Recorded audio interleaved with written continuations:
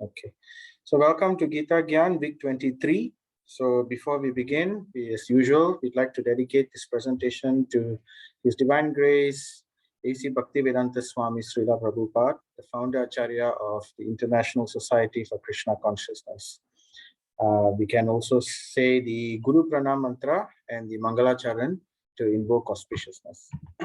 Om Ajnana Timirandasya Jnananjana Shalakaya Chaksurum Militam Yena Tasmai Shri Guruve Namaha Sri Chaitanya Manobhishtam Stapitam Yena Bhutale Swayam Rupa Kadamayam Dadati Swapadantikam Vandeham Shri Guru Shri Yuta Padakamalam Shri Gurun Vaishnavamscha Sri Rupam Sagrajatam Sahagana Raghunatanvitam Tam Sajivam Sadvaitam Savadutam Parijana Sahitam Krishna Chaitanya Devam Sri Radha Krishna Padan Sahagana Lalita Sri Vishakanvitam He Krishna Karuna Sindhu Dinabandhu Jagatpate Gopesha Gopika Kanta Radha Kanta Namaste Tapta Kanchana Gaurange Radhe Vrindavaneshwari Vrishabhanu Sute Devi Pranamami Hari Priye Nama Om Vishnupadaya Krishna Prasthaya Bhutale Srimati Bhaktivedanta Swami Nitinamine Namaste Saraswati Devi Gauravani Pracharine Nirvisesha Sunyavadi Paschatya Deshatarine Mukam Jaya Sri Krishna Chaitanya Prabhu Nityananda Sri Advaita Gadadhara Sri Vasadi Gaura Bhakta Vrinda Hare Krishna Krishna Krishna Hare Hare Hare Rama Rama Rama Hare Hare Hare Krishna Krishna Krishna Hare Hare Hare Rama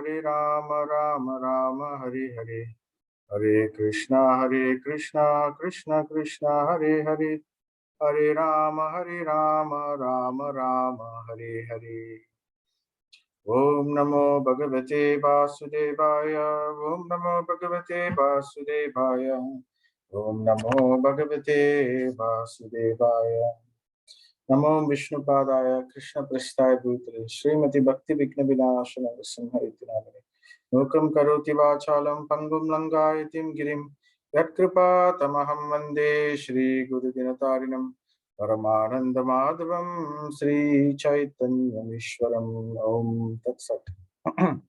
So Hare Krishna everyone. So we are continuing with the glorification of Bhagavad Gita chapter by chapter.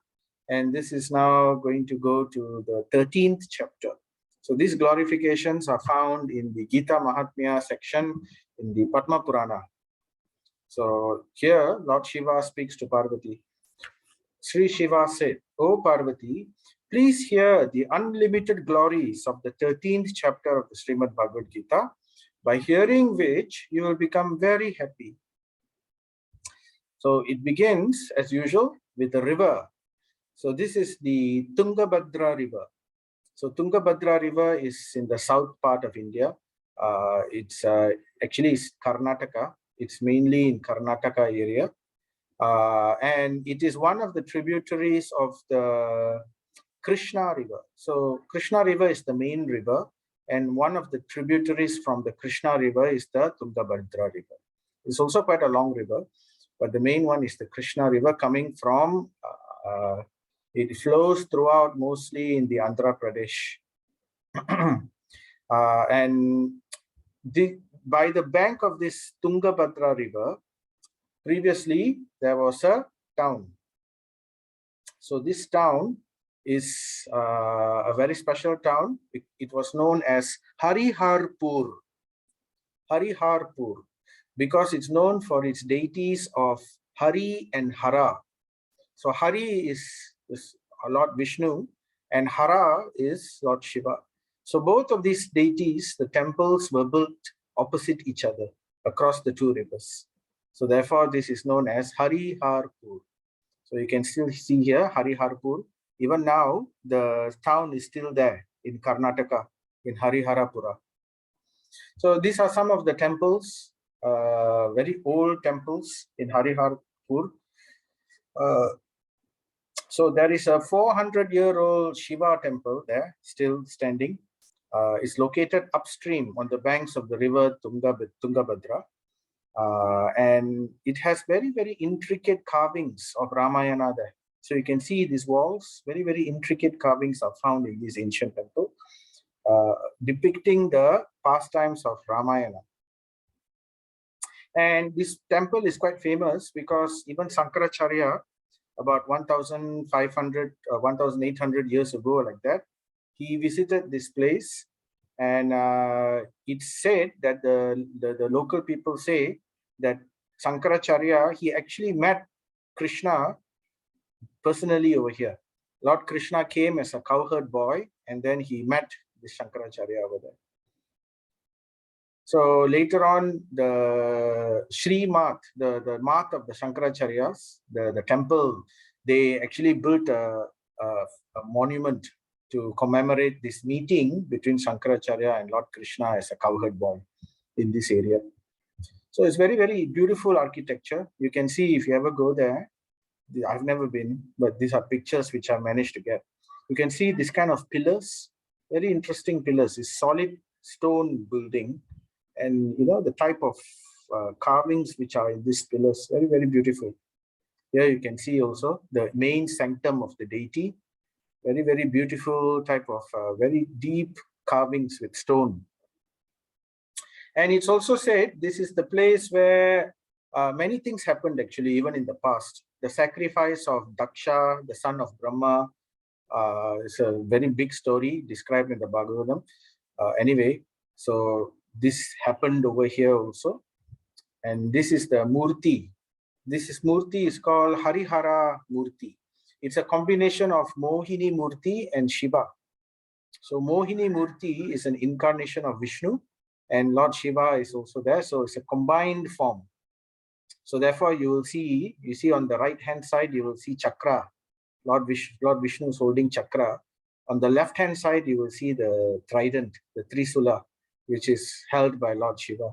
So it's half. On the right is Lord Vishnu, on the left is Lord Shiva. That very interesting form. So anyway, these deities are all still there. If you ever go there, you can see them.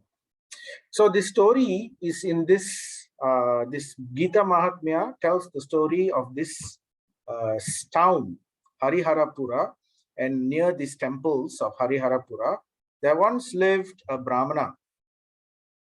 So this Brahmana's name is Hari Dikshita. Hari Dikshita, that means servant of Hari. So that's the meaning of the word Dikshita. And he was a very learned Brahmana, very intelligent and very devoted. And he lived a simple life, simple and an austere life in this town of Hariharapura. However, the same cannot be said about his wife.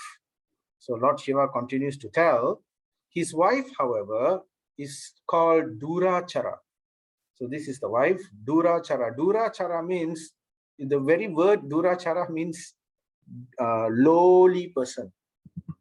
So she was lowly person for many, many different reasons. The whole village knew about her, right? And she's because of her low class activities, she was never satisfied with having one husband. So, and even when the husband was at home, she would never treat him well. She will always abuse him with terrible language and all kinds of things. And besides that, just not being rude, she would also be rude to his entire friends and his family. She will stay there only, just in name only, but she doesn't act at all like a wife. Instead, what she would do, she would go outside and she would have secret affairs with many, many other men outside. And she was also very much addicted to drugs. So it's amazing because in those times, ladies usually are not in that kind of a character. We find that a lot more nowadays in Kali Yuga. But still, there was such a person then, this Durachara lady. And she liked to drink wine, and she mixed with very lowly people due to bad association.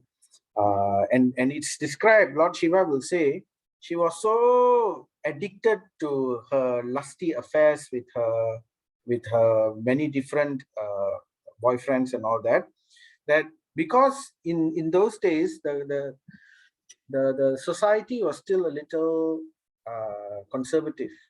So they usually will not condone this kind of behavior in their village.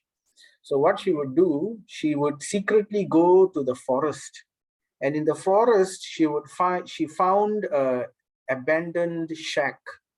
It's like a small hut near in the forest, abandoned, and she cleaned it up and she kept it nicely, and she would use this abandoned shack as a meeting ground to meet her many different lovers in the middle of the night.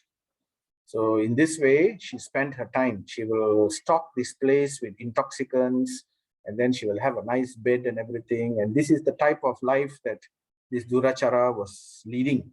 Even though she had a very, very learned and devoted husband, Hari Dikshita, who was very much devoted to God, but still Durachara was like this. So this is the story about her, how though she is so fallen and everything, how in the end she managed to attain the greatest benediction. So that's why Lord Shiva in the beginning tells Parvati, after hearing the story, you will become very happy. So it so happened that this Durachara lady, one day she was very, she had a big plan. She was going to meet with several different men in this shack at night. So she was planning, thinking about it, and then at night she left her house and then she ventured into the forest at night. But somehow, by a quirk of fate, none of her lovers were able to come. They didn't meet the appointment for whatever reason, right? They were unable to meet. And because she already built up her desires, she already had so much of imagination about what she was going to do and everything, she was very disappointed. And it said that her heart was burning with desire and she was very disappointed. So she didn't want to go back. She was just moving about in the forest, very upset, and sometimes she would be crying, and eventually she would sit down somewhere and just cry. So while she was doing this in the middle of the night, crying silently in one place, by the sound of her crying, it attracted one of the denizens of the forest. It attracted a very ferocious tiger. So this tiger approached very quietly to this woman, right? And she later, suddenly she's realized that she was not alone. And she opened her eyes and she saw this tiger with his golden eyes staring at her. And the claws are sharp and its mouth is open, ready to bite, devour this woman. And then at this time, she realized, oh my goodness, I'm finished. And out of, she was just mad with grief and mad with desire and mad with disappointment, and she didn't care so much. So she was, such people who spend their lives in this way, usually they are never satisfied anyway. And they are usually quite generally frustrated with life. So she, out of frustration, she lashed out at the tiger. She said, "Oh, tiger, why have you come here to kill me? First, you must tell me why you have come to kill me, right? And then you can kill me." So out of anger and madness, she just spoke like that to the tiger. But to her shock, the tiger suddenly responded back to her. It laughed in a horrible tigery laugh, and then it responded back to this Durachara. Oh, previously I will tell you, I'm going to eat you, but before I'm going to eat you, I will tell you about my life. Previously, what I was, and then how I became a tiger. So he said, previously I used to be also a human being. And then he talks about where he was born. So just like how this Durachara was living near the Tungabhadra river. So this tiger in his previous life, he was living in this river, near the river called Malapaha River. Now, Malapaha River is also a tributary of the Krishna River. You know, Tungabhadra is one of the tributaries. The Malapaha River is another tributary of the Krishna River, interestingly. And this river flowed nearby. There was a town called Muniparna. And in that town of Muniparna also, there was a deity of Lord Shiva known as Panchalinga. That means 5 lingas.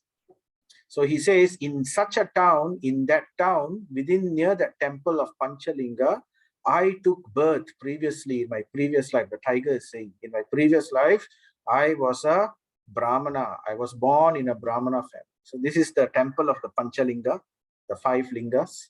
These are the 5 lingas you can see here. It's all within one stone, 5 lingas. So it's an old temple, very ancient temple, which is described in the Padma Purana.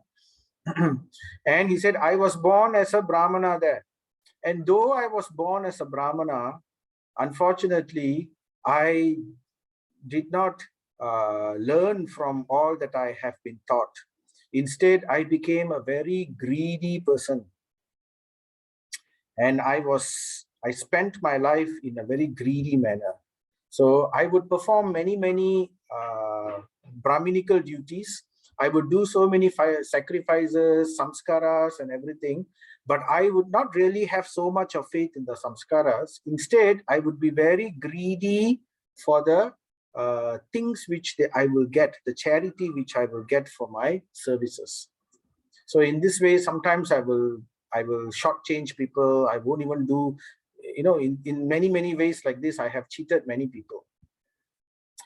So I was greedy. I had no control over my senses. I used to sit on the bank of the river so that people would come, and then I would perform sacrifices for these persons without even considering whether those people were qualified or not to carry out sacrifice. I would do the sacrifices for anyone who would be able to give me money. So such was my nature. And then on top of that, I was not controlled in my senses. I would eat from any person's home, any kind of materialistic person's home. So usually Brahmanas in those days, they were quite strict. They would only usually cook their own food and they will eat their own food, or they will eat amongst the Brahmanas. So why? Because it's described in scripture that the consciousness of the person who cooks is transferred also into the food. That's why it's very important also for us to eat prasadam. So when we cook and we offer, or when the person cooks, someone who is pure-minded, or someone who is at least trying to be in a devotional or pious person. So when we eat food by such people, or people who love us, who care for us, so that kind of food will become very nourishing for the person, rather than simply buying food from someone who doesn't care, or who cooks it in anger, or cooks it in bad nature. So it's described that the quality of the nature of that person, the consciousness of the person who cooks the food, also goes into the food. So usually the people will sort of imbibe the same consciousness. So that was the culture. And this Brahmana wouldn't care about all this. He would simply go, and out of greed, he would just eat anywhere. And then he said, I would also collect more funds than necessary. And in this way, and that wasn't enough, I would also criticize other Brahmanas, so who were strictly following better than me, but I would criticize them because out of envy, because out of competition to get the business of sacrifices and all that. So I would criticize them in front of other people. So this is what I used to do. And I used to do all these things just for the sake of money, for charity. So in this way, I lived my life, and then until I grew quite old. And then when I grew old, right, I was no longer strong. I became very old, I was no longer strong, and people didn't really come to me so much anymore already after that. And I squandered away all my wealth. But still, because I was a Brahmana, people still respected me. So I used to go begging door by door and still do the same thing, collect my food and everything. One day, by mistake, I went to the house of some Brahmanas who also were rather cruel people. And instead of giving me charity of some kind of food, they set their dogs at me. So they set their dog at him, and he was chased by this dog. He was running away, and then he was cursing Providence. Oh, what is this? How can someone treat me in this way? And the dog was chasing, and the dog, out of fear for this dog, he slipped and fell. And then the dog jumped on him and bit his leg. And as he was biting his leg and he fell down, he knocked his head, and then the last thing he saw was the teeth of this jaws of this dog. And in this way, he died. So after seeing the jaws of the dog, the last thing he saw was the jaw. He was out of fear. And due to his sinful activities, in his next life, that wasn't the end. Right after death, he got the body of a tiger, the same type of jaw, but much more fearsome, much more scary, much more powerful. So that is my story. The tiger was telling this Durachara lady back to the forest. So now that you know my story, somehow, due to some sukruti somewhere, I was able to remember my past life. And because I was able to remember my past life and realize the type of mistakes which I had made, right, I would be very careful. And now I have a body of a tiger, so I have to eat. So, but I would be very careful that I would never attack devotees of the Lord, those who are pious, the Brahmanas. I would never attack them.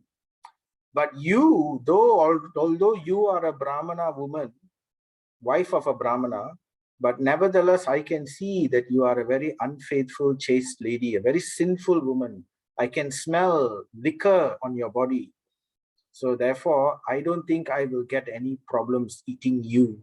So therefore, saying this, he roared and jumped on this Durachara lady, and she screamed in agony, and the tiger killed and ate up this Durachara. But that wasn't the end. So after this Durachara died, she was sent to a terrible hell. So in fact, she was sent to different hells. The Yamadutas came and dragged her, gave her a subtle body, and put her in one hell called Duyada. In this hell, there are many types of hells. In the hellish planets, there are whole planets which is dedicated for one type of torture, another whole planet dedicated for another type of torture. All this is described in the Srimad Bhagavatam. It's also described in Garuda Purana, you can see. So this hell that she went to is called Duyada. And in this hell is described, the whole planet is a big, large, terrible lake. And in this lake, it is full of stool, urine, and blood. And she had to stay in that filthy place, have a body in that kind of environment for what seemed like millions of years. And after that, suddenly she died over there, and she was brought and thrown into another hell. And this hell was called Raurava hell. The name of the hell was Raurava. And there she stayed for 100 Manvantara period. It's a very long time. And going through the different types of torture. So this Raurava hell is specially given to those people who, who are very envious, who for all the sins that this Durachara woman did. And after that, after finishing this entire period, she took birth as a female low-born woman, a low-class woman, a Chandala woman, in the town of Hariharapura, back to Hariharapura. So after so long, after going through so many different situations, by the quirk of fate, this Durachara in her previous life, she took birth as a woman in the same town of Hariharapura again. And she took birth near a very temple of Parvati, Jambaka Devi is called. And in that area, she used to live. But due to her sinful activities in her previous life, though she was born as a woman, again she had the same sinful tendencies which came with her. It wasn't gone, the same sinful desires. So again she indulged in many sinful desires, doing a lot of sinful activities. But somehow, though she has gone through all these problems, one day she came across a great saint. This saint was called Vasudeva. So by some great fortune, she came across this saint called Vasudeva Tirtha. And this Vasudeva Tirtha, from him, somehow she had developed an attraction. Somehow she wanted to somehow seduce him, or get close to him or whatever. So she thought she could do something. But this Vasudeva Tirtha was a very pure personality. And being around Vasudeva Tirtha, hanging about, she overheard Vasudeva Tirtha's chanting. And what he was chanting? He was chanting the 13th chapter of the Bhagavad Gita. And as he was chanting the 13th chapter of the Bhagavad Gita, because she had a favorable attraction, she wasn't envious or having some negative intention to this Vasudeva. She was genuinely smitten by him, and she genuinely wanted to have his association, though what she was doing wasn't so correct. But in her heart, she only wanted to eventually be with him. But simply by being around with him, she heard the 13th chapter of the Bhagavad Gita, and in this way, she slowly started getting attraction for this Bhagavad Gita, chapter 13. And eventually, little by little, she heard more and more and more of this chapter 13 Bhagavad Gita, and her heart started to change. So Lord Shiva says, by that hearing, she was able to give up that body of a Chandala. So eventually she died. She died soon enough, and as she died, she became completely free from the reactions of her past sinful activities, simply because she had heard the 13th chapter of the Bhagavad Gita. So such a sinful person, previously in her previous life, sinful death, gone through so many difficulties, sufferings, and again born in a sinful family, in a sinful situation, but simply because by some luck she managed to meet a pure devotee of the Lord, and in this way was able to hear the words of the Bhagavad Gita spoken from the lips of a pure devotee, and she heard it in a very positive way, in an appreciation, in an appreciative mood. So there was no offense. So because she heard it in that way, heart changed, she developed some attraction, and she also, when she died, Lord Shiva says, she attained the four-armed form. She attained mukti. She attained Sarupya Mukti, had the same form of the Lord Sri Vishnu, and she was elevated to Vaikuntha Loka. She also obtained Salokya Mukti. That means the liberation of living in the same place as Lord Vishnu. So a beautiful aeroplane, a Pushpaka Vimana, came from Vaikuntha and carried her and brought her. She had a four-arm form of the Vishnu Duta, and they went back to Vaikuntha Loka. So this is the glory of Bhagavad Gita. It is able to simply give benediction to even the most fallen, even the most sinful persons, so long as they are able to hear it in a favorable manner. So that is chapter 13. And so today we will also talk about the summary of this chapter 13. So chapter 13 is known as Kshetra, Kshetrajna Vibhaga Yoga. Kshetra means the place. So it's the yoga or the knowledge of knowing the difference. Vibhaga. Vibhaga means knowing the difference. Knowing the difference between the place and the lord of the place. So it's like, a house and the landlord, or, the owner of the place and the owner. So to know the difference between the two.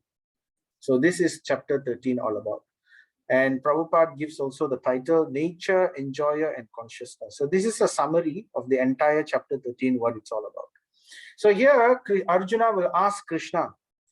Arjuna has already heard about yoga. He has already heard about the ultimate goal of life, which is going back to Krishna, remembering the Lord. And he has also heard about the topmost position of devotional service.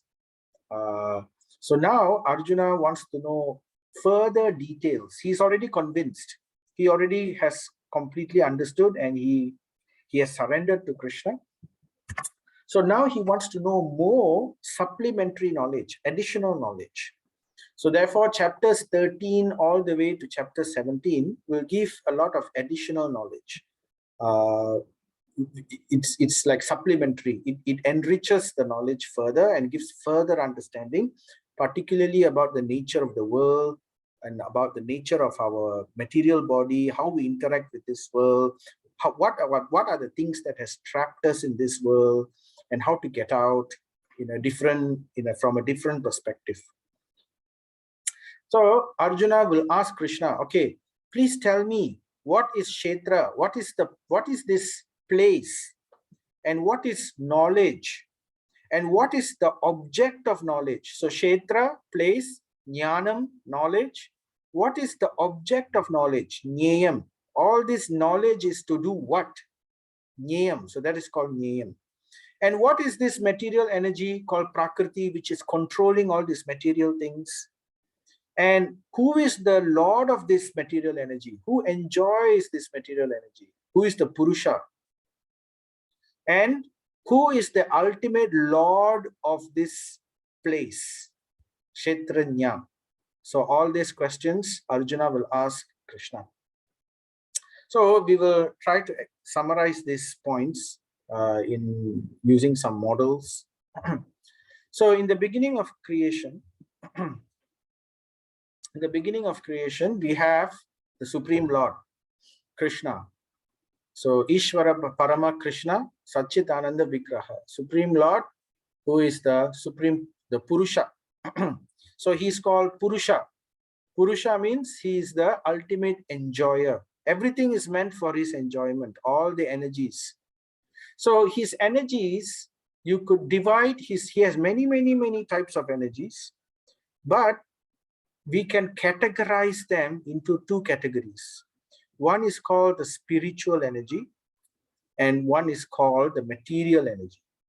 So the spiritual energy is in the spiritual world mostly, and the material energy is what makes up this material world, the matter. Now, from Purusha, we are all part and parcel of Krishna. We are all coming, just like our children. Our children are part and parcel. Where did the children come from? The children come from us, right? So part of us. And then, but they are separate. They are part of us. They carry the same genetics. So you have the same nose, the same head, the same features, the same attitude, maybe, hopefully. But then it's also separate from us. So in the same way, the jivas, we are all like part and parcel of the Lord. However, there is a huge difference. Though we are part and parcel of the Lord, we have the same qualities, right? We are also eternal. We are also blissful, right? Our nature is like this. But at the same time, we are very small particles, just like fire and spark of fire. So in a fire, there may be millions of sparks. The sparks may come out. The spark of the fire has the same quality. It is bright, it is hot, but it's very small. So together, the fire is there. So therefore, Krishna is like that fire. And the spark coming from that fire is all these jivas, all the souls. And the purpose of these jivas is to serve the Purusha. So therefore, the jivas are called dasha. Dasha means to serve the Purusha. Now, serving the Purusha doesn't mean that we've got a bad job. It doesn't mean it's a very bad situation. Because in the spiritual world, the servant and master relationship is very special. It's not like what we have here, how we hear stories like how maids get badly treated, uh, the kind of servants. So it's no fun to be a servant. No, that's in the material world. But in the spiritual world, servant and master relationship is very special. Just like Hanuman and Rama, servant and Lord, very, very loving, close relationship. And at the same time, the Lord also likes to serve the souls also. Just like we see Krishna serving as the Parthasarathi, the charioteer of Arjuna. He is the Supreme Lord, but still he enjoys doing this. Just like how a mother likes to serve the child. So the parents like to serve the child, right? The child, when they are born, they are very young. We do everything for them. So it's service. It's a lot of service.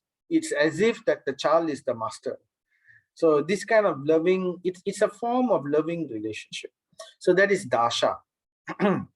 Now, however, these souls have free will. They don't have to have this forced into them. So they can choose. So there are some who open their eyes and they see the Lord and they fall in love with the Lord and they are happy to serve the Lord. And everything is wonderful. So that is the spiritual world. But there are some souls who look at the Lord and say, why should he enjoy everything? I also want to be the Lord. I want to enjoy. I want to be separately enjoying. So when they think like that, that means they also want to be Purusha. So they are very small and they are very tiny. It's not their nature, but they want to be Purusha. This is not their purpose, but they want to be Purusha. So this is misuse of their free will. They misuse their free will. So the Lord says, okay, right, if you want to try to be Purusha, you cannot be Purusha in the spiritual world, because here, the spiritual energy, everything works for my pleasure. So that is how everything revolves. It revolves around the Lord. So this kind of mentality, one cannot remain in the spiritual world. So they have to come down to the material world. So therefore, the Lord creates a place called Kshetra, the material, and this Kshetra is made out of material energy. It cannot be made out of spiritual energy, because then everything will automatically revolve around the Supreme Purusha, Krishna. So therefore, in the material energy, this jiva, in the material energy, this is the material energy, this becomes the place or like the playground for the jiva to come. So, and this material energy is made out of one of the energies of the Lord also. So this material energy of the Lord is called Prakriti. And this Prakriti creates the entire universe. How it creates, we will read more about that in chapter 14. But for now, let's just assume that this Prakriti, this other energy of the Lord, creates this material creation. So this is matter, right? And we have the spiritual energy, which is the jivas. Now, in order for the jiva to enjoy as Purusha, they have to come to the material world. So therefore, the jivas, they come to this Kshetra. So this is the place which is built by Prakriti, the material energy of the Lord. So just like how in the jivas are like rain, for example, if you take rain in the sky is pure water coming from the clouds, pure water. So, but when it touches the ground, it mixes with the material energy, it mixes with the earth, right? The water coming from cloud mixes with the earth and becomes mud, right? It becomes mud. So initially, water wasn't muddy, it was clear, but because it touched the ground, it became muddy. So in the same way, we, the jivas, we are also pure, living entities coming from the spiritual world, the sky. But when we come into the material energy, then just like how we touch, when water touches the earth becomes muddy. So when the jiva touches the material energy, the jiva takes some of the quality of this material energy. So mamai vamso jiva loke jiva bhuta sanatana manasasthanindriyani prakristani karshati. So Krishna says, Mamai amso jiva loke. So all the jivas are part and parcel of me, mama. Amso. Amsa means part and parcel of me. And they are eternal. The jivas are eternal living entities. But they mix with material energy, prakriti sthani. When they enter into material energy, they become conditioned. So due to conditioned life, they have different go through different situations in life according to their desire and according to their karma. So that's the problem. So what are the three conditions? What are the conditions of material nature? What kind of conditioning do we get when we enter into the material nature? We get conditioned by the three modes, the three guna, the mode of goodness, the mode of passion, and the mode of ignorance. So these three modes tie down the soul and condition us. And in this way, what is this conditioning? This conditioning is so that we forget Krishna and we focus into enjoying ourselves and into getting what we want, lording over this material nature. So that is the purpose of this conditioning. So in this way, we forget our original situation and we act in whatever way that makes us happy in this material world. And as we act, we get trapped with the reactions of karma, because we are not the only ones in this material world. There are other jivas also in the material world. So we cannot act in such a way which will cause problem for other jiva. So that's why ahimsa is the main important point here. If we perform himsa, if we perform harm to others, then we will get karma reaction. And this karma reaction will trap us in continuously to go through misery and to go through happiness and distress in this way.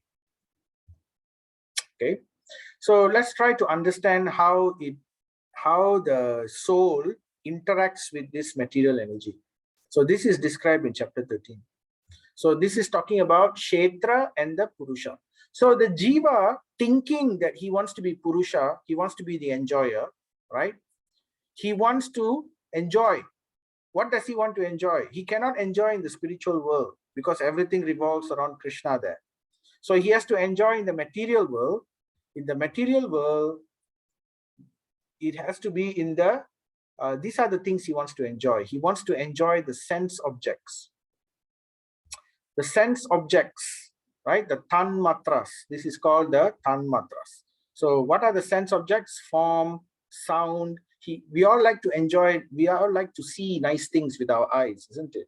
Nice form, nice shape, nice beautiful things. We all like to hear nice things, nice music, so sound.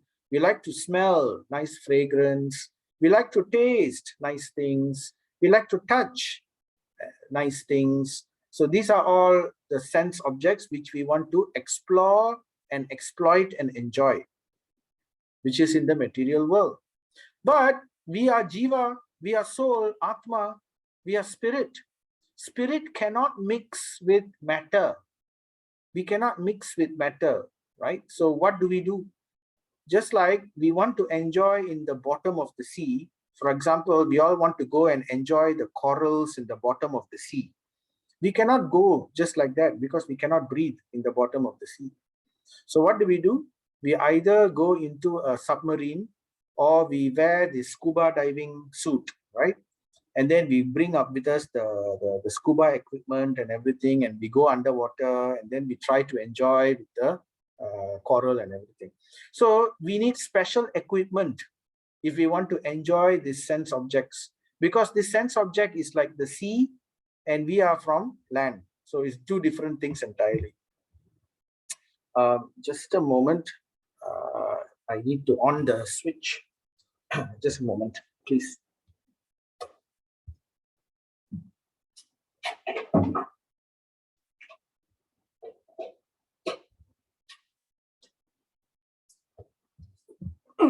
Okay, so the computer battery was getting all right. So okay, so I was saying how if we want to enjoy in the sea, bottom of the sea, we need special equipment because we are from land, and what's in the sea is different nature.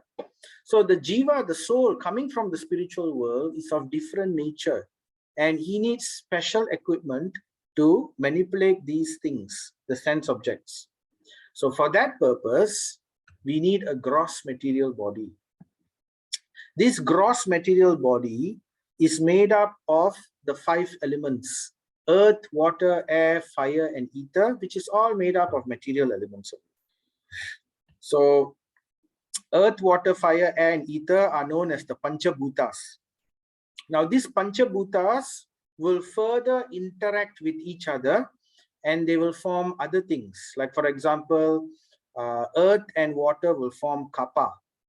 Fire and water will together form pitta, and ether and air together will form vata. So this is in Ayurveda. You know, we have kapha, pitta, vata. Like sometimes we feel we have a lot of burning feeling. Then we say kapha is the pittam. You know, pittam is very high in our body. We feel very heaty, or we cannot sleep at night so much. So then we say the vata is very high. Our mind is always active. So like that, these are the 3 different humors within the body, which is made up of combinations of these 5 elements, Panchabhuta. So like for example, the bones of our body is usually made up of the element of earth mixed with fire, and then in this way it forms many small things, many different combinations it forms. So all this makes up our material body, and it's called gross material body because this material body we can touch, we can feel, you know, it's gross. We can see it, we can experience it directly. And with this material body, we also get, just having a body is not enough. The body must have a certain ability. So we want to enjoy this form, sound, smell, taste, and touch. We need to have what we call indriyas. Indriyas means the senses. So how do we want to enjoy form? We need eyes to see the form, right? How do we want to enjoy sound? We need ears to see the sound. So therefore, the ears, eyes, nose, mouth, and skin, these are called the jnana indriyas. That means knowledge acquiring senses. So from these jnana indriyas, we can enjoy all this form, sound, smell, taste, and touch. It's like input. We can get input into our system. We can see it, we can hear it, we can touch it, we can smell it. So these are called the jnana indriyas, and they're all grouped together in the mind. The mind controls all these 5 indriyas. It's all linked together like this. Just like 5 horses are held by a chariot driver. So if the chariot driver is a very weak chariot driver, if the chariot driver doesn't know how to control the horses, then the horses will end up controlling him. So, you know, they cannot ride the chariot properly. So that's why it's important to control the mind. If one controls the mind, then one can automatically control all the senses, which is very important. Otherwise, the senses will control the mind and it will bring us away. So these 5 jnana indriyas, right? It's also a combination. So therefore, we have earth, water, fire, air, ether, and then we have the 5 jnana indriyas, and then we have the 5 sense objects. But input knowledge senses alone is not sufficient. So what if we can see? So what if we can hear? So what if we can touch? So what if we can smell? But I can't do anything about it. So it's like a paralyzed person, you know, a person who's paralyzed. He can also hear, he can also see, he can also taste, he can also smell. But because he's paralyzed, he cannot do anything about it. So life is not happy. So therefore, we also need the 5 karmendriyas, the working senses. They are called in Vedic knowledge, working senses, karmendriya, karma indriya, the senses which can work, which can do activity or work, karma. Okay, so what are these karmendriyas, right? So so the living entity, thus taking another gross body, enjoys certain types of ear, tongue, nose, and sense of touch, which are grouped about. So I already mentioned this already, right? So each person will have different mind, and each different mind will have a different type. Like somebody may like to eat different types of food, another person may like a different type of food. So why? Because it's all linked to the mind. So according to the mind, they have different sets of desires. So anyway, we were talking about karmendriyas. So what is karmendriya? The karmendriya is our ability to interact with all this form, sound, smell. Okay, we see the form. What do we want to do with the form? Right? We hear the sound, but what do we want to do in response? We smell. What do we want to do in response? We taste. What do we want to do in response? So like that, we have the karmendriyas. So karmendriya is the ability of speech, hands, legs, genitals, and the anus. So in this way, we can use this to explore this. So the anus is useful for us to taste, because when we taste, that means we eat. So when we eat, we need to evacuate. Otherwise, it's not going to work, right? So form, sound, all these things can be enjoyed in this way. So this is called karmendriya. So all of these, the karmendriya, the jnanendriya, the gross body made up of earth, water, fire, air, ether, all this is called gross body together. And they are known as stula sarira in Sanskrit. So this is gross.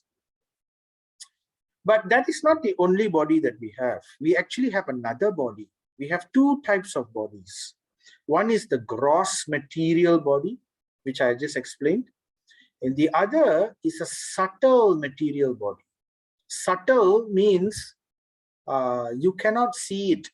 You know it's there, but it's noted, but you cannot see it. It's not something which is described so easily, but it is there. And the force and its presence is felt, definitely.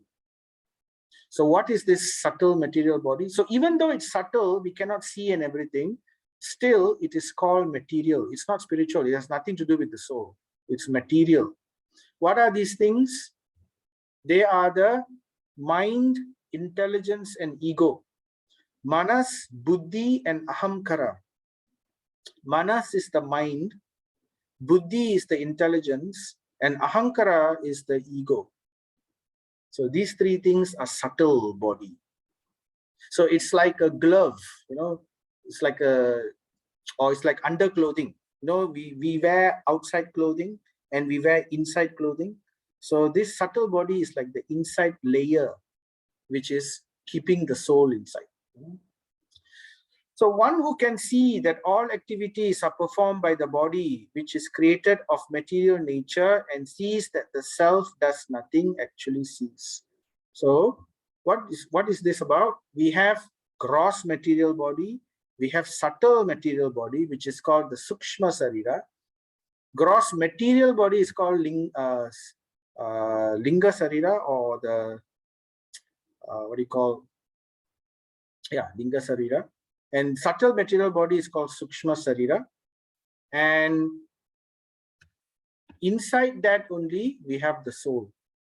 So the soul is covered by the subtle body and covered by the gross body.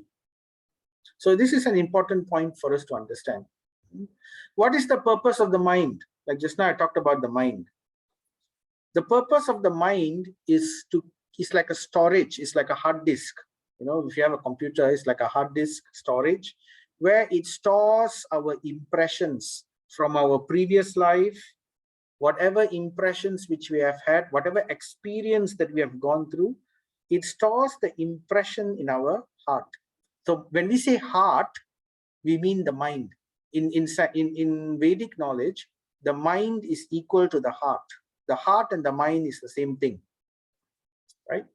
So it's basically emotions, impressions, memory of feeling, memory of feelings. So these things are in the mind, and these give rise to desire.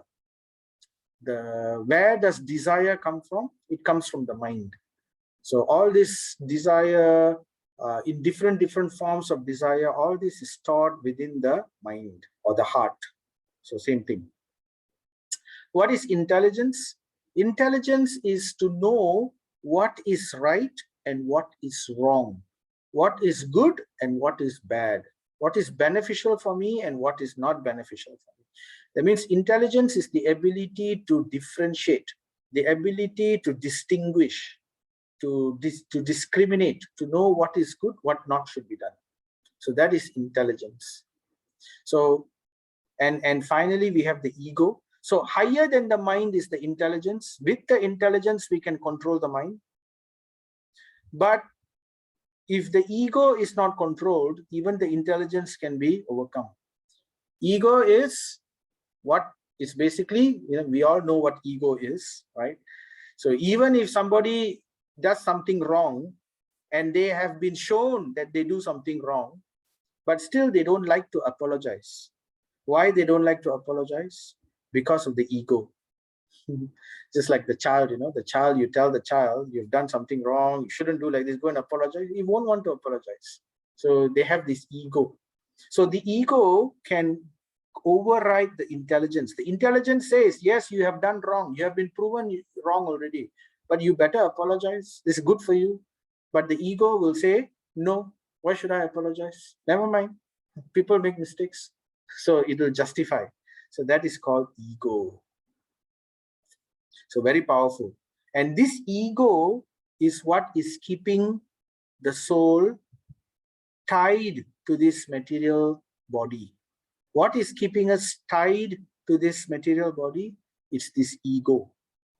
And spiritual life is basically all about destroying the illusion of this ego, purifying the ego. How basically destroying this false ego means we can do it by purifying the intelligence. And how to purify the intelligence? By listening to scripture, by understanding what is right, what is wrong, and by controlling the mind, so that this will deliver us. It is by the power of the mind then we can deliver all these things. So this is very important for us to understand. All right, so now that we know we have two types of body, the gross material body and the subtle material body, and these two are keeping the soul tied inside. We are the soul and we are tied inside this. So what does the soul do? So Bhagavad Gita Chapter 13:34, it says, O son of Bharata, as the sun alone illuminates all this universe, so does the living entity, one within the body, illuminate the entire body by consciousness. So it is because of the soul that the body has value. Otherwise, no value. So the soul being inside the body, it illuminates the body, not with light, but with consciousness. Just like we can feel our finger, at the tip of our finger, the tip of our toe, the monkey can feel the tip of its tail. So that is all due to the soul, which from the heart, it spreads its aura completely around the body. So that is how the soul, just like how the sun illuminates the world, the entire universe, in the same way the soul illuminates. From situated within the heart, it illuminates the body with consciousness. So if at all there is consciousness, it is due to the soul. So what does that mean? Why, if there is no consciousness, what will happen? So what happens at death? So at death, what happens is, this is what happens at death. The soul, covered by the subtle body, leaves the material body. Leaves the gross body. Remember, there is gross material body, subtle material body, and the spiritual Atma. So Atma is spirit. The material body, which is gross and subtle, both are material, but Atma is spirit. So Atma, it leaves the gross body, the body which is made up of our senses and our working senses and our, and you know, all these bones and everything, it leaves it, but it's not free. It's not free. It is still covered by the subtle material body, which is made up of mind, intelligence, and ego. So that means when we die, our mind, that means our desires, whatever impressions, whatever emotions, whatever desires that we have, which is in the mind, comes with us at the time of death. And whatever intelligence also comes with us at the time of death. And ego, what ego that we have had also comes with us at the time of death. That's why, you know, people like to say children are pure. They are not really pure because they are bringing with them the same mind, intelligence, and ego from their past lives. That is why even a small child, a small baby, you can see a lot of ego inside that child. You know, they will cry, they will get very angry, they will get very upset. But because they don't know, their intelligence is still undeveloped. It's all waiting to develop. So once it develops, then again they can continue with their journey. So we have this. This is how it works. So 15.8, the living entity in the material world carries his different conceptions of life from one body to another. The soul carries his different conceptions of life. So what is this? This is his mind. So carries his mind with him. Thus he takes one kind of body and again quits it to take another. So like this, he goes traveling from one body to another body, to another body, to another body, goes on taking life after life, birth after birth, according to his desire and according to his karma. But we are not the only soul within this body. Just like we have two bodies, we have gross material body and subtle material body, but there are also two souls. One is ourself. Ourself is one of the souls, right? But together with us, there is also the Paramatma. The Paramatma is God, Krishna himself, who is coming with us in every life. So what's the purpose of the Paramatma? The purpose of the Paramatma is to allow us to satisfy our desires. Because if the Paramatma was not there, none of these things will work. The material body will not work. The subtle body will not work. We also will not be able to enjoy the form, sound, smell, everything, all these experiences that we want. So it is simply due to the Paramatma which allows all these things to happen. So he comes with us. So two purposes. One purpose is to allow what our desires want. Second purpose of the Paramatma is to witness what all that we have done. So whatever that we have done, we cannot hide from the eyes of God because he's right with us within our heart. He's watching everything and he's recording everything and he knows our deepest desires, everything. And therefore he records it.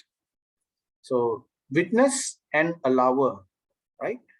At the same time, there is also a third purpose. This Paramatma is waiting to see when will this other bird, the other jiva, which is all of us, when will we get tired of eating the fruits of the tree of life and instead turn our head to look at the Paramatma, the Supreme Soul.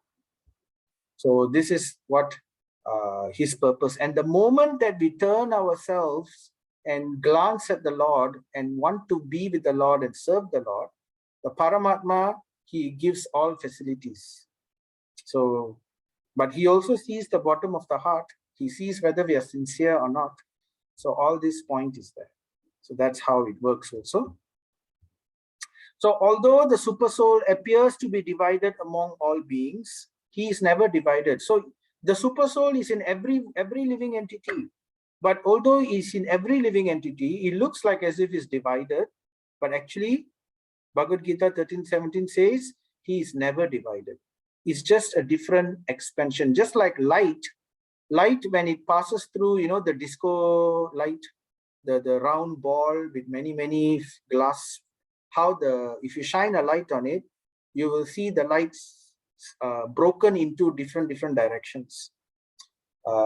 So in the same way, the one supreme Lord Bhagavan, he is how to say, you know, he's expanded into many Paramatmas, all coming from the same. So he's not divided.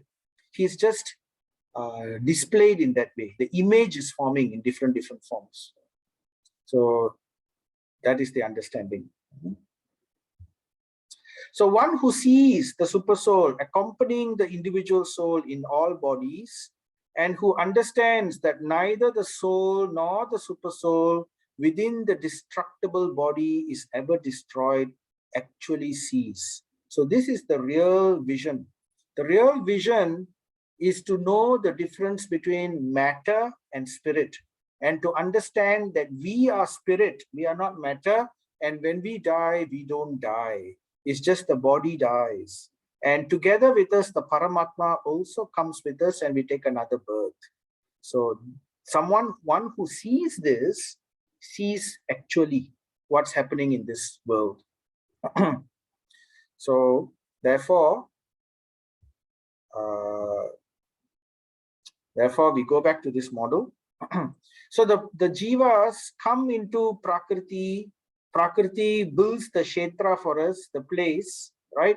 And here, due to our desire and due to our karma, we get trapped within the cycle of birth and death. So I just explained just now how we get trapped in terms of the body. We get the gross body, the subtle body, and how we go from one birth to another, carrying the mind, intelligence, and ego with us, right? So we go like this. So one who knows all this, right? This is called knowledge, jnanam.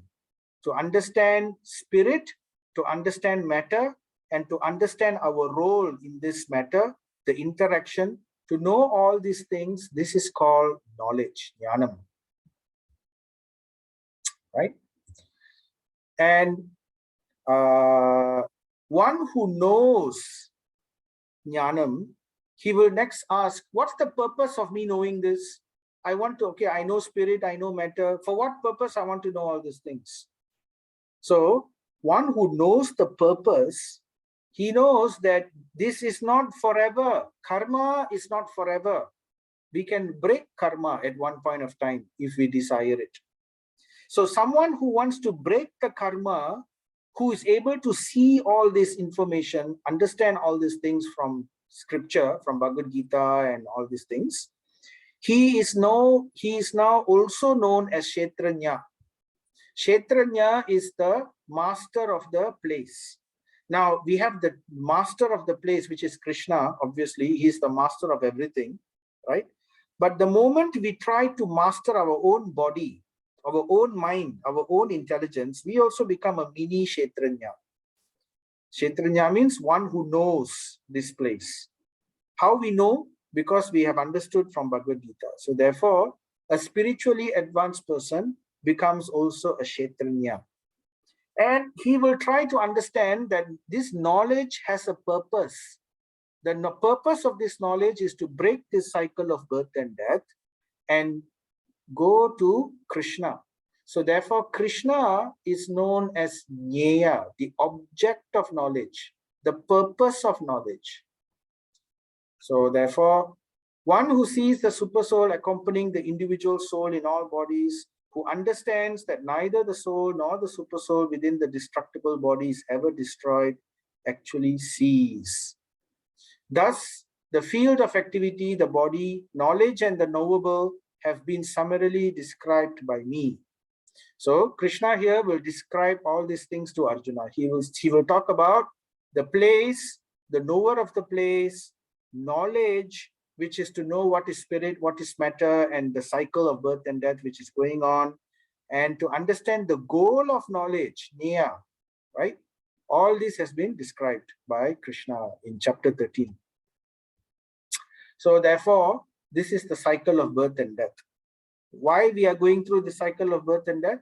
It is fueled by our desires, which is coming from our false ego, and by our vasanas. Vasanas is our impressions. So as we go through different life, we collect different experiences, and these different experiences eventually give us more desires. It's like the birthplace of more desires.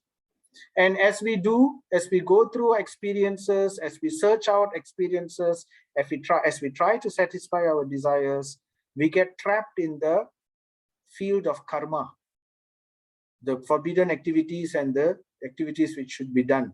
So as we get trapped in karma, we get rewarded for good things, for pious activities which we perform, when we help other people, when we assist other living entities, we get punya karma.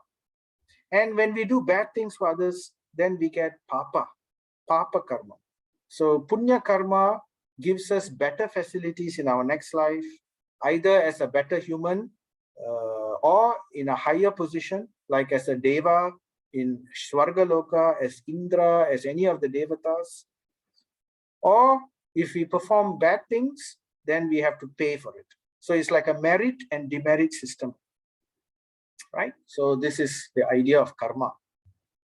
So nature is said to be the cause of all material causes and effects. So whatever we get in this material world is basically coming from our own activities, which is given to us by Mother Nature.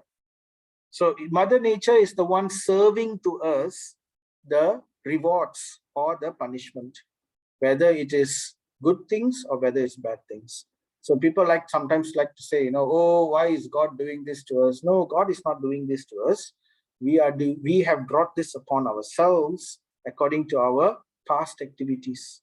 Just like, the story we heard just now of the Gita Mahatmya story, we can understand.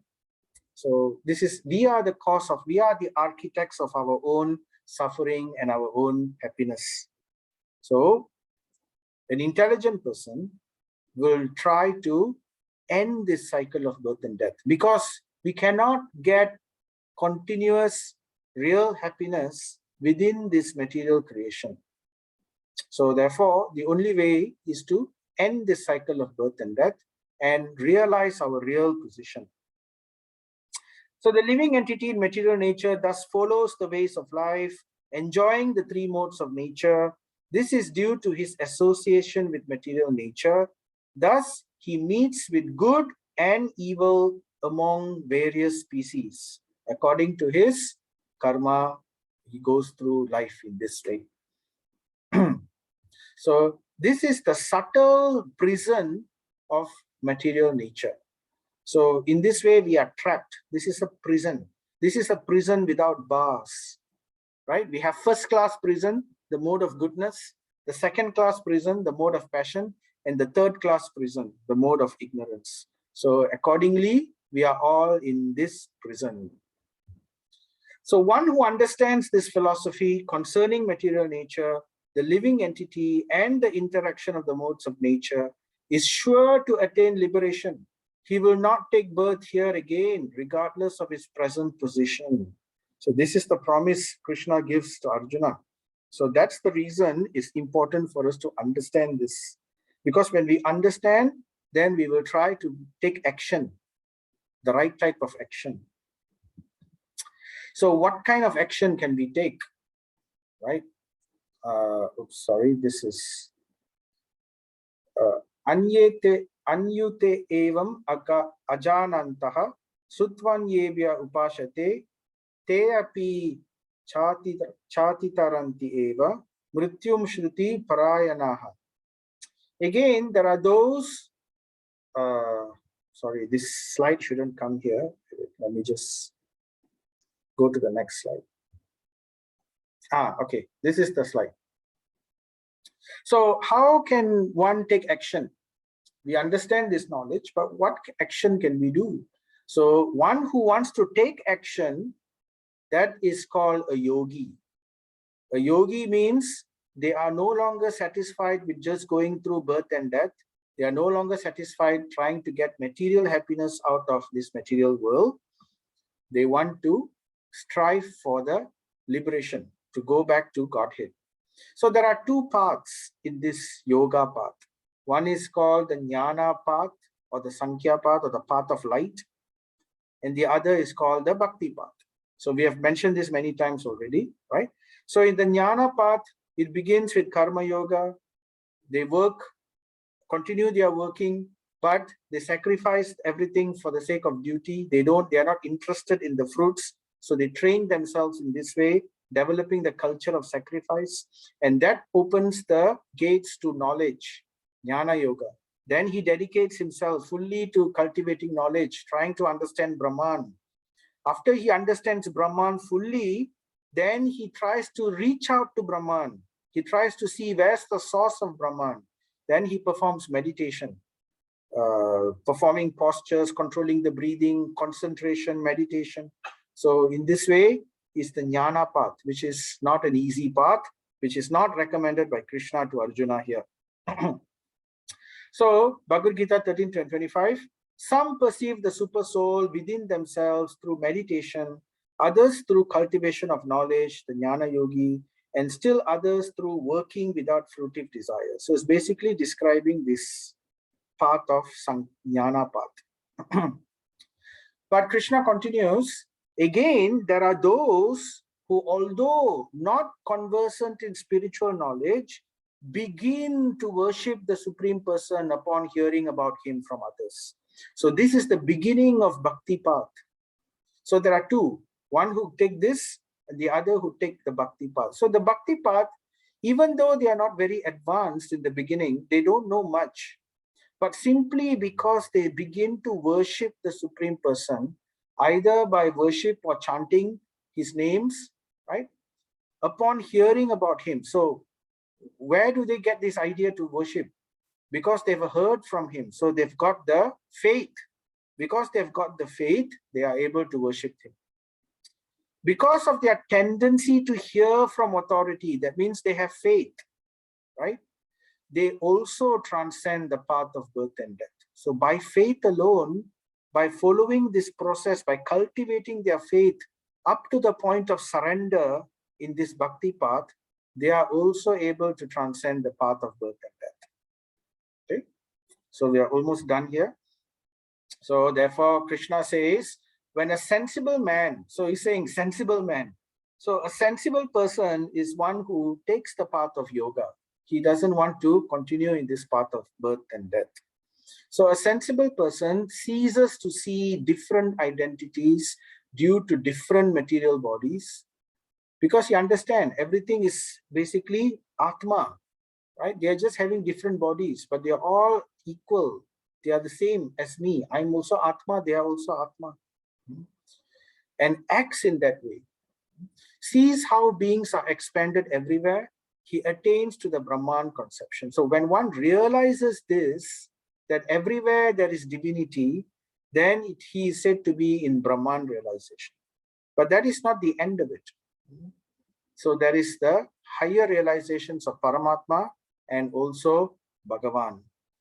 Those who see with eyes of knowledge the difference between the body, the knower of the body, and can also understand the process of liberation, which is what we described just now, the two paths, from bondage in material nature, they also attain the supreme goal. So knowledge alone is not sufficient. They will only achieve Brahman. But if we want to achieve the supreme goal, we must take up the process of devotional service. Then we can achieve the supreme goal. And this is the last verse of the chapter. Those who see with eyes of knowledge the difference between the body and the knower of the body can also understand the process of liberation and from bondage in material nature, they attain to the supreme goal. So we have to cultivate this understanding through devotional practice, simply by hearing and by chanting. By hearing, we understand externally, and by chanting, the understanding becomes digested. And we want to hear more. And then we digest better as we chant. So then we remember, hear and chant, hear and chant, hear and chant, then we will remember. And then as we remember, right, then we will be able to come to the realization and transcend this material situation of birth and death and achieve the supreme goal. Okay, so this is what chapter 13 is all about. It's a bit technical. Chapter 13, chapter 14, 15, and all that will be a bit more technical. They will go into the nitty-gritty about material creation so that we understand better how things work. And it will give us a lot of practical understanding of how we can use this knowledge in a practical way also.